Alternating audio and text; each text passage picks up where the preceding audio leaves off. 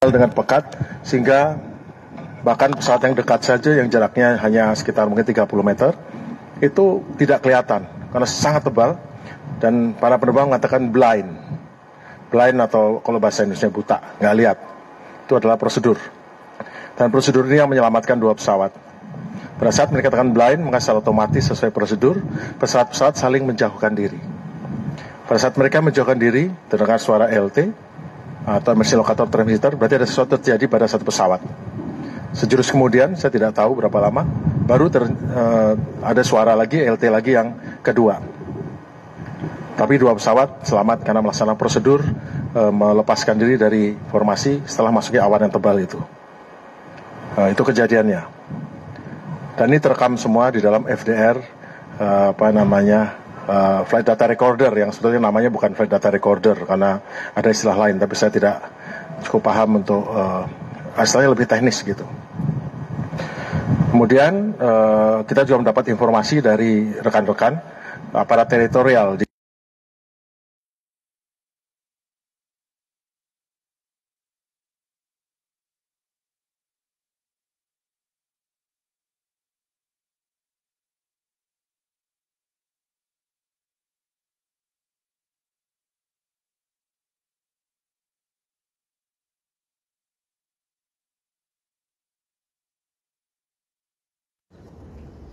dan akhirnya kita berhasil mengevakuasi jenazah dengan bantuan dari penduduk setempat. Dan itu berjalan dengan cepat. Kami sangat apresiasi pada aparat teritorial dan penduduk setempat yang telah membantu kami dalam evakuasi jenazah. Sehingga pada pukul 7 jenazah terakhir sudah bisa masuk ke pangkalan udara. Dan pada pukul 8 keempat jenazah sudah bisa disemayamkan di Skadron Udara 21. Jadi kita sudah bisa tenang lah. Mengenai pesawatnya sendiri, dari pagi tim dari Puslaik Lambangja, Pusat Kelaikan dan Keselamatan Terbang Kerja TNI Angkatan Udara bersama dengan tim dari Skatek atau Skadron Teknik di Lanut Abdurrahman Saleh telah berhasil mencapai kedua pesawat yang mengalami kecelakaan dan mereka telah mendapatkan beberapa data serta berhasil merekam informasi dan mencatat apa-apa yang terjadi di sana dan kemudian direkam untuk selanjutnya mengenai bangkai pesawat yang nanti akan direncanakan dibawa ke ini, tapi namun itu belakangan. Sementara yang penting adalah mengamankan informasi mengenai kecelakaan. Perlu kami sampaikan bahwa data dari flight data recorder, khususnya flight data recorder sudah ada berada di Lanut Abdurrahman Saleh. Mudah-mudahan bisa kita baca untuk bisa memberi penjelasan lebih lanjut apa yang terjadi pada penerbangan ini. Yang penting bagaimana kita merubah prosedur atau menambah prosedur. Bahwa ternyata prosedur sudah benar. Prosedur mengenai masuk ke dalam blind atau situasi di mana tidak bisa melihat karena cuaca sangat pekat itu ternyata menyelamatkan 2 pesawat lainnya. Akhirnya mungkin kita bisa menambah prosedur baru sehingga kalau ada kejadian semacam ini bisa 4-4-nya selamat. Jadi tujuan daripada investigasi adalah memperbaiki prosedur, menambah prosedur, atau mengurangi hal-hal yang tujuannya untuk keselamatan penerbangan dan keselamatan misi. Mengenai pemakaman, tadi sudah dilaksanakan pemakaman di Taman Makam Pahlawan Untung Suropati Malang untuk 3 jenazah dan di Taman Makam Pahlawan Madiun untuk 1 jenazah. 3 jenazah yang dimakamkan di Taman Makam Pahlawan Untung Suropati adalah Marskal Pertama TNI Anumerta Subhan, Marskal Pertama TNI Anumerta Widiono, dan Kolonel Penerbang Anumerta Sandra Gunawan. Semua mendapat kenaikan pangkat luar biasa dari pemerintah atas jasa-jasa yang melebihi tuntutan tugas. Kemudian di Taman Pahlawan di Madiun dimakamkan Letnan Kolonel Penerbang Anumerta Yuda Seta. Dimakamkan di Madiun karena memang keluarganya menghendaki.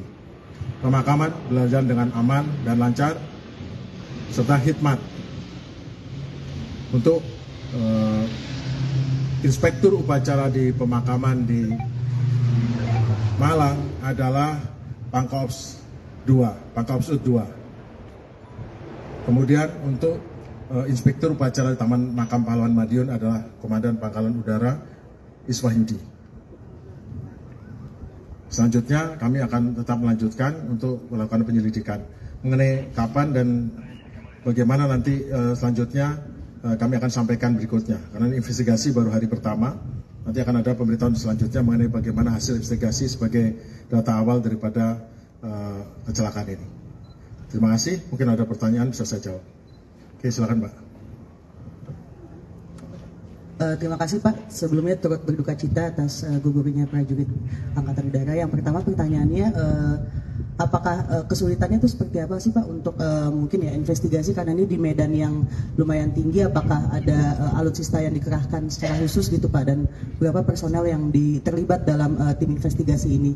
Dan yang kedua, apakah selanjutnya untuk latihan-latihan dari Angkatan Udara, terutama untuk latihan formasi, apakah ada semacam pengereman atau mungkin penundaan sementara waktu atau bagaimana? Dan yang ketiga, apakah untuk unit-unit Super Tucano lainnya yang dimiliki oleh Angkatan Udara juga akan di-grounded terlebih dahulu atau tetap operasional seperti biasa? Terima kasih. Terima kasih, pertanyaannya cukup baik dan cukup dalam. Mengenai timnya ada dua. Saya lihat sendiri bahwa timnya terdiri dari tim inti dari Puslek Lambangja, Pusat Kelaikan dan Keselamatan Terbang Kerja Angkatan Udara, didampingi oleh tim dari Skadron Teknik dan dari Depo Teknik. Selanjutnya juga didampingi oleh dari Komando Pasukan Gerak Cepat. Itu dua tim. Jumlahnya sekitar masing-masing 10 saya lihat. Namun lebih besar lagi karena pendampingnya banyak untuk ngangkut-ngangkut ya. Kemudian yang kedua, pertanyaan mengenai latihan formasi. Latihan formasi itu adalah bagian daripada sandang pangan kami sebagai penerbang militer. Jadi latihan formasi ya tetap harus dilatih, tidak akan ada pengurangan latihan. Bahkan mungkin kita akan lebih banyak mendalami atau memberikan pelatihan mengenai formasi. Mohon maaf. Untuk formasi sendiri itu adalah hal yang memang harus wajib diketahui. Sejak dari latih dasar, kami para penerbang Angkatan Udara memang sudah dilatih untuk formasi. Jadi tanpa itu ya mungkin ya tidak bisa pelaksanaan tugas. Mohon maaf bila itu diperlukan.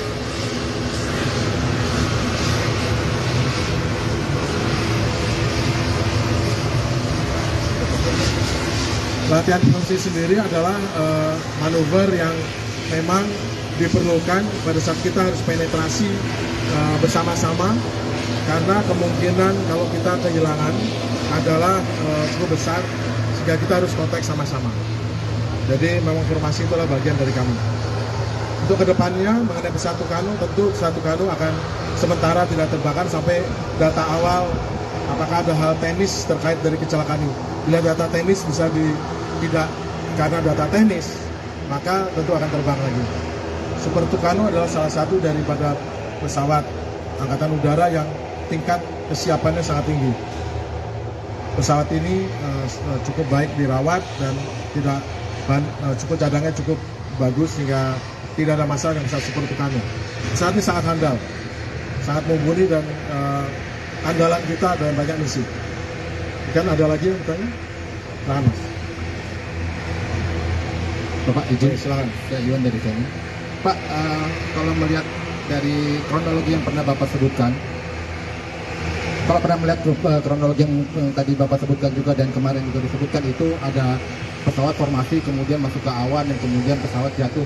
Apakah ada kemungkinan, ini dugaan awal aja, apakah ada kemungkinan dua pesawat itu bertabrakan di udara baru kemudian terjatuh?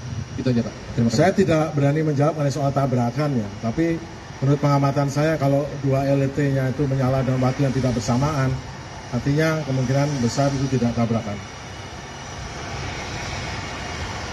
Kalau tabrakan mesti kan ada ribut di udara kan, karena masih ada waktu untuk sampai menghantam bawah, tapi ini tidak ada.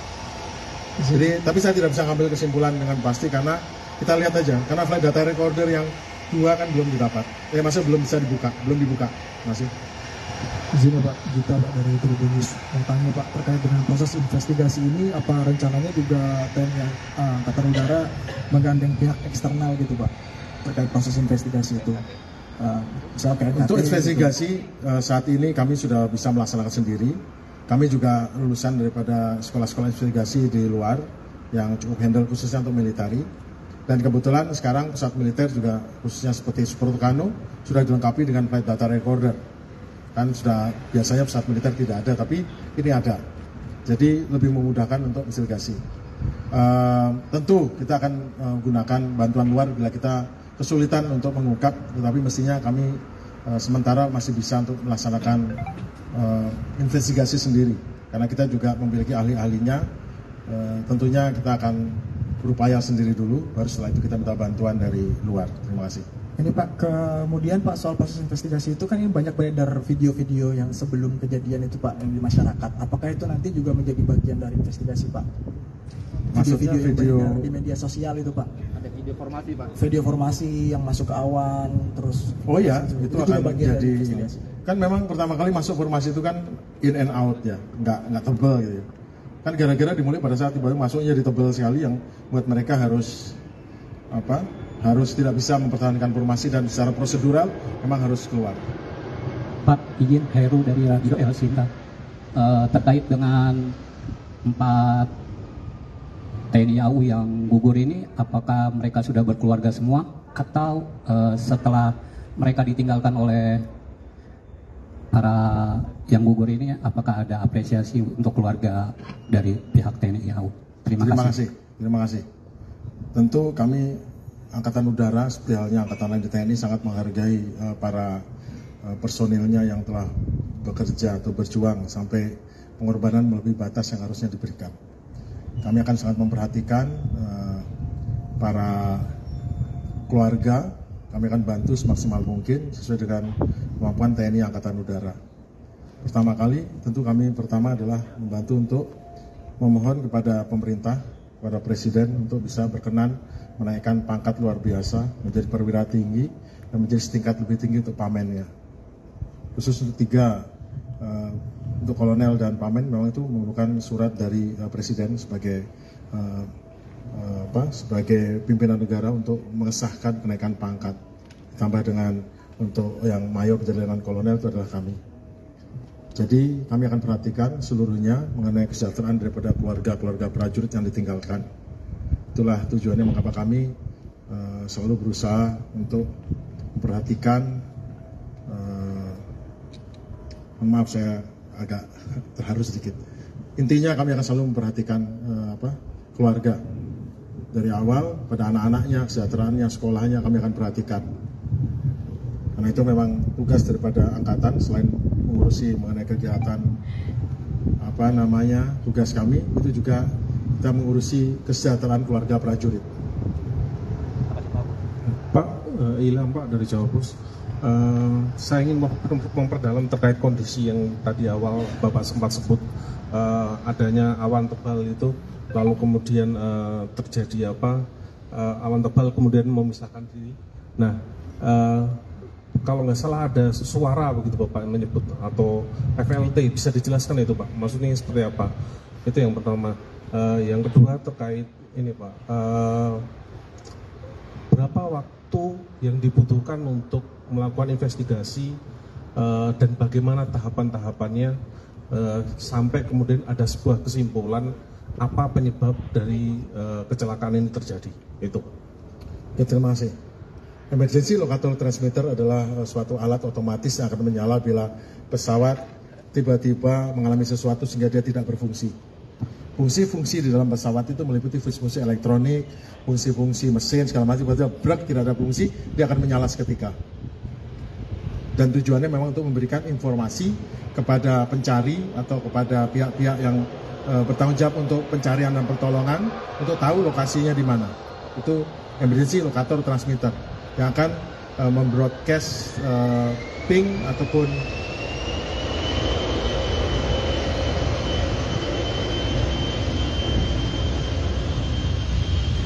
yang akan membroadcast ping mengenai posisi, dan bunyinya juga akan membuat kita akan mudah untuk mencari.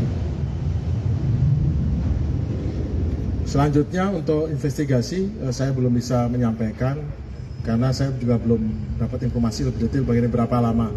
Tapi perlu diketahui bahwa investigasi ini tidak hanya melihat segi teknikal, tapi juga 5 mesin, manajemen dan lain sebagainya yang memang harus diperiksa untuk mengetahui apa penyebab daripada suatu kecelakaan. Karena kecelakaan itu tidak berdiri sendiri, itu merupakan akumulasi daripada beberapa hal yang mengalami yang harus diperhatikan dalam penyelidikan kecelakaan pesawat. Saya belum bisa menyampaikan berapa lamanya karena saya harus bicara dengan timnya, kemudian mereka akan bilang. Kalau yang lain-lain saya sudah bicara dengan pilot-pilot yang mengalami terbang sehingga saya bisa menyampaikan informasi mengenai awan tebal dan sebagainya, itu saya sudah dapat dari tangan pertama, jadi saya bisa bicara soal itu. Tapi kalau yang lainnya saya belum bicara, saya tidak bisa menyampaikan. Pak Kadis, satu aja Pak Kadis. Izin Pak Kadis, saya Nirmala dari Kompas. Satu pertanyaan aja Pak Kadis, ini terkait 2 pesawat yang jatuh. Itu untuk masa pakainya sebenarnya berapa tahun lagi, kemudian terakhir kali dilakukan modernisasi atau suku cadang itu kapan, atau belum pernah dilakukan modernisasi, gitu aja sih Pak Kadis. Terima kasih. Masa pakai pesawat itu adalah dengan waktu jam terbang, masa umur rangka pesawat, biasanya rangka ya, body frame, kemudian masa dalam hitungan tahun. Banyak pesawat yang belum sampai masa pakai bodinya, tapi sudah lewat masa tahunnya. Setiap pesawat berbeda-beda, tapi biasanya pesawat modern umurnya adalah 30 tahun masa pakai biasanya. Saya akan tanya juga mengenai Super Tucano berapa, saya belum tahu, tapi seperti pesawat-pesawat yang kita lihat di belakang itu rata-rata 30 tahun. Untuk 30 tahun dia harus direfurbish, diperkuat lagi rangkanya. Atau kalau dia meskipun belum 30 tahun sudah melewati umur jam tertentu, contohnya pesawat F-16 dia 8.000 jam, sebelum mencapai 8.000 jam dia harus di-extend ditambah 4.000 jam. Nah itu juga cara.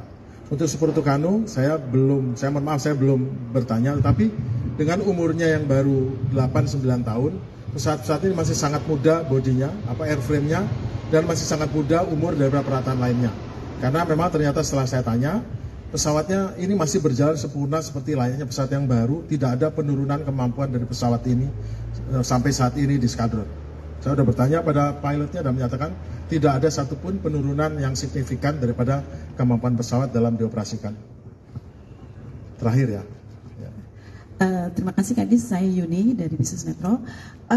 Pertanyaan saya, di antara personel yang ikut serta dalam terbang latih formasi itu, ada personel yang bukan memang penerbang tempur. Nah, keberadaan beliau itu di dalam latih terbang itu bisa dijelaskan apa? Lalu 2 pesawat yang bisa meloloskan diri dan selamat itu kondisinya awak-awaknya sekarang seperti apa? Apakah baik-baik saja atau ada secara psikis ada sesuatu gitu? Terima kasih. Pertama, dalam latihan pesawat angkatan udara, baik pesawat transport, pesawat helikopter itu dibedakan. Transport itu seperti pesawat kita lihat di belakang, seperti Cessna, Hercules.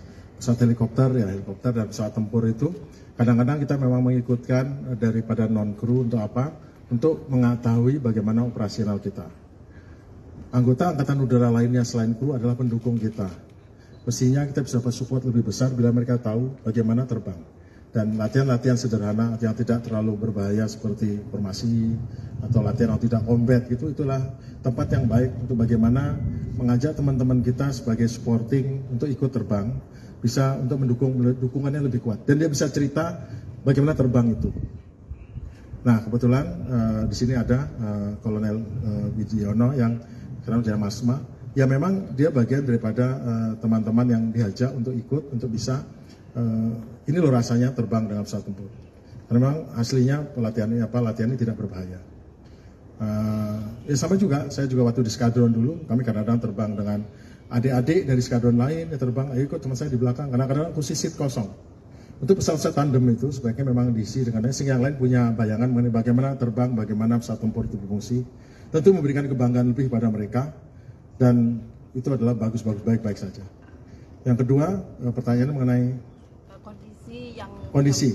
Saya sudah bicara dengan keempat kru yang lain, bertemu bicara, dan tidak ada masalah secara fisik, mereka baik-baik saja dan bisa menceritakan dengan baik apa sebenarnya yang terjadi, dan ceritanya sama persis dengan apa yang saya ceritakan tadi, tidak lebih dan tidak kurang, sehingga terbuka dan menurut mereka sehat baik-baik. Nah, tapi saya tidak tahu kalau ini, tapi yang jelas sedih Dan sedih itu kan normal ya. Namun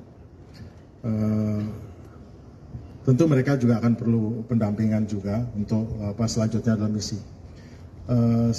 Itu resiko dari pekerjaan kita sebagai penerbang militer adalah hal seperti ini. Tidak harus terjadi seperti ini, tapi kita yang masih ada tetap harus gimana caranya jangan sampai ini terulang semacam ini. Pesawat bisa modern, namun kita tetap juga harus menyesuaikan. Jangan sampai modernitas itu malah jadi membuat kita seperti halnya handphone kita gunakan. Saya mohon maaf ya agak keluar sedikit. Ya kalau kita tidak mahir menggunakan atau tidak pandai menggunakan malah menjadi senjata yang bisa melawan kita, membahayakan, kita menyebarkan hal-hal yang tidak baik. Kita pikir hidup lebih mudah dengan alat itu, tapi nah sekarang sama juga. Alat yang modern juga merupakan perbaikan prosedur atau tambahan prosedur atau pengurangan malah. Kenapa? Karena tujuannya adalah untuk membawa bahwa kita mempunyai budaya baru yang lebih aman untuk terbang. Kita temukan budaya baru yang lebih sehat untuk terbang. Kita sama-sama belajar, kita dapat pesawat yang baru, dan pesawat yang baru menimbulkan tantangan baru, resiko baru yang harus kita hadapi. Tidak perlu sampai terjadi kecelakaan, kita harus bisa antisipasi. Ini tempat yang baik untuk kita memulai suatu hal yang baru untuk belajar bagaimana perusahaan pesawat secara modern, dengan cara modern, cara pikir modern, dengan teknik modern, ilmu modern. Ya, terima kasih. Saya mohon maaf saya ngomong sampai agak berlebihan, namun itu pendapat pribadi saya yang terakhir. Terima kasih. Masih ya. Terima kasih.